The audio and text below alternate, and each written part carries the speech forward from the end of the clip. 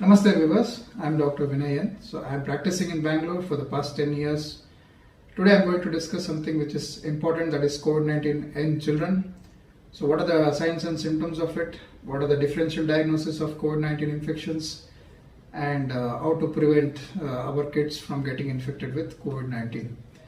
And let me tell you, before proceeding into it, let me tell you this channel is a part of my foundation, that is Savimana Foundation. The main aim of this foundation is to help improve health of the rural populations, and the main aim of this channel is to give health updates in a manner that is easily understandable by a common man. So if you like the content, please like it, subscribe it, and please share it with your friends and colleagues. So let me get into the topic. As we all know, COVID virus has created a havoc all over the world. Even in India, for the first wave and second wave, it has created a havoc.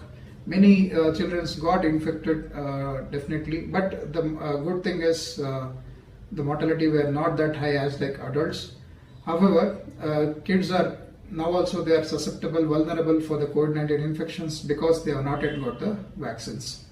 So what are the signs and symptoms of COVID-19 infections in kids? The first thing is the COVID-19 infections can have, the kids might have this high fevers, that is more than 100 degree Fahrenheit. Usually the kids have this deep dry cough. And third thing is the kids might have this extreme fatigue, or some kids might present with abdominal pain, vomitings, loose motions, headache, or the kids might have this rashes all over the body. So these are the signs and symptoms of COVID-19 infections. And usually, if the kid has more than 100 degree Fahrenheit of fevers intermittently for over 3 days, definitely you should suspect COVID-19 infections in them.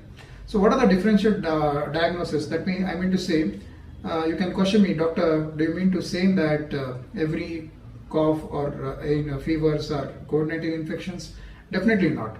So usually there are certain differential diagnosis, and first among the most common differential diagnosis for the COVID-19 is definitely an influenza.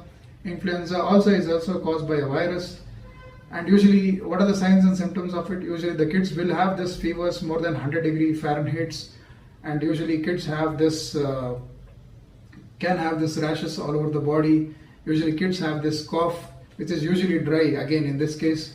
So these are the signs and symptoms of influenza. What are the second differential diagnosis of it? That is common cold. So usually how the common cold presents, what are the symptoms and signs? The kids might have this blocked nose, congested nose, or the fever usually will not be that high as that is seen in COVID-19 infections or influenza. Usually common cold infected kids usually have this fevers, might have this fever which is usually less than 100 degree Fahrenheit. And the most distinguishing is the blocked nose or congested nose or running nose, what we call, which is usually not commonly seen in COVID-19 infected kids or influenza infected kids. And what is the third differential diagnosis? That is allergic cough.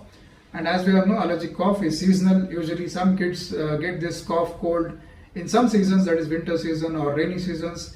Usually this allergic coughs may not have cause any fevers at all. Yeah, it might cause some uncomfortness. That usually I think that should subside over the days. And how to distinguish, I think I have told you exactly how to distinguish all these things.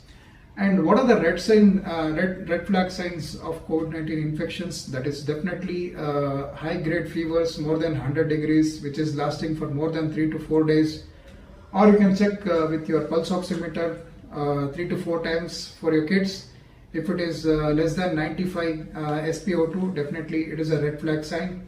And if the kid is extremely fatigued, or the kid is having extremely fatigued, or the kid is unconscious, so these are the red flag signs of a COVID-19 infections that may require an hospital admissions.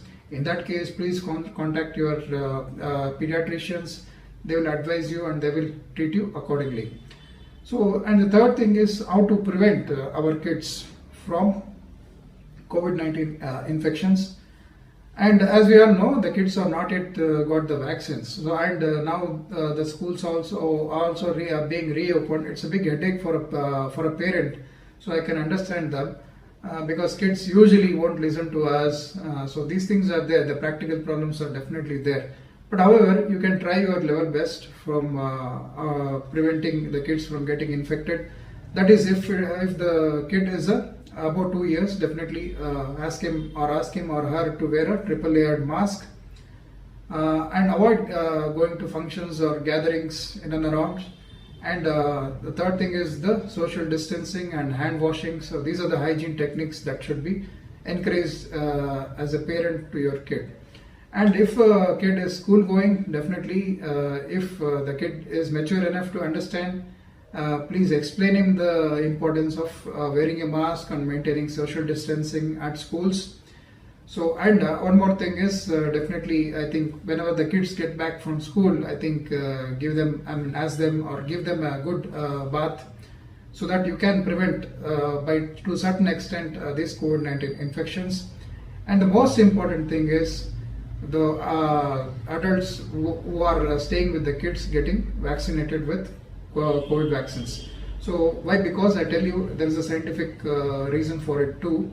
There is a recent sero survey which was conducted by my own institute where I did my MD post graduation, that is PJ Chandigarh, where they have taken samples from almost 2,500 kids, and the conclusion were around more than 70 to 75% of kids had already had antibodies to the coronavirus. So that explains the importance of getting vaccinated basically. So if the adults who are staying with the kids are vaccinated, it provides some amount of protection to the kids also. And one more important thing is, please get your kids vaccinated with other vaccine preventable diseases, be it influenza or any other vaccines which are usually advised by your pediatricians. Please get vaccinated them.